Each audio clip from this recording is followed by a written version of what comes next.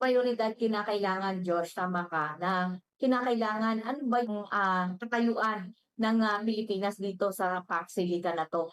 Dahil diyan, nanawagan nga itong si United Professional Electrical Engineers of the Philippines founder at past President Engineer Roelito Cabueñas na suportahan lamang ng Pilipinas ang Silica project sa New Clark City kung matitiyak mahigpit na proteksyon sa bansang interes, technology transfer at matagalang kinabang para sa mga Pilipino.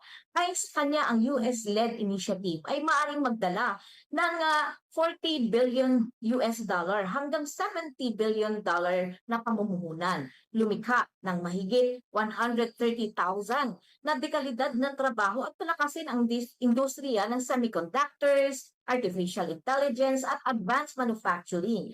Ngunit dapat manatili sa ilalim ng batas ng Pilipinas buong operasyon. Binigyang diin ni Cabueñas na kailangang obligahin ang dalawang kumpanya sa technology transfer, pagsasanay ng mga Pilipino, dagdag lokal na research and development para hindi maging factory host quote-unquote lamang yung bansa at nagbabala rin siya sa posibleng epekto sa kalikasan, supply ng tubig at kuryente at sa karapatan ng mga komunidad.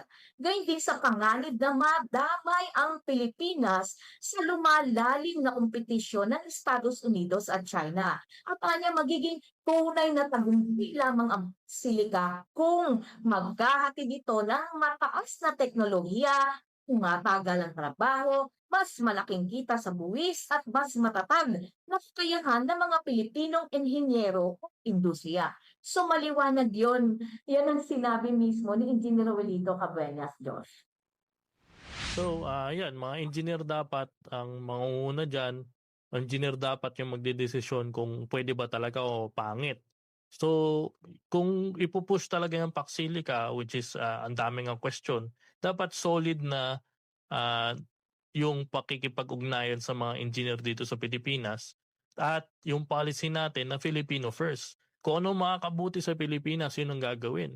Pero yun nga, nag-uusap-usapan, nakita ko sa isang forum na gusto daw magdala ng nuclear power dito, bakit para lang sa Paxilica? Sana may nuclear power din para sa Pilipinas, para sa pangkaraniwang Pilipino, para hindi po libo-libo ang kinakain kada buwan ng electric bill natin at guminhawa naman po ang buhay ng pangkaraniwang Pilipino. Bakit mauuna ang Paxilica sa ganyan, no?